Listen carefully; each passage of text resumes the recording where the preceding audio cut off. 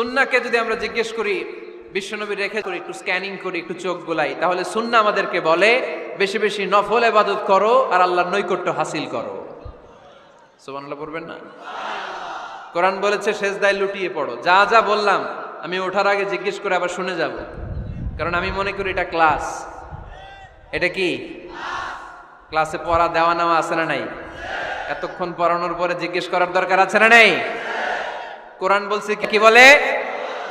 বুখারীর বর্ণনা, আল্লাহর হাবিব সাল্লাল্লাহু আলাইহি ওয়াসাল্লাম বলেন, মা ইয়াজালু আবদি ইয়াতাকাররাবু ইলাইয়া বিন নওয়াফিল। বান্দা যত বেশি নফল ইবাদত করতে থাকে, করতে করতে করতে করতে বান্দা আমার কাছের নৈকট্য প্রাপ্ত বান্দা হয়ে যায়। কুনতু সামআহুল্লাযী ইয়াসমাউ বিহি। বান্দা যখন শুনে সে তার নিজের কান দিয়ে শুনে না, আমি আল্লাহর কানে শুনে।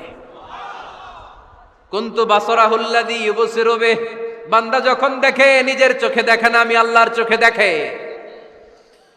ওয়ায়াদাহুল্লাতী ইয়াবতিশু বিহা। বান্দা যখন কিছু ধরে বান্দার হাতে ধরে না, আমি আল্লাহর হাতে ধরে। ওয়ারিজলাহুল্লাতী ইয়ামশি বিহা। বান্দা যখন হেঁটে যায় ওর নিজের পায়ে হাঁটে না, কেমন যেন আমি আল্লাহর পায়ে হাঁটে।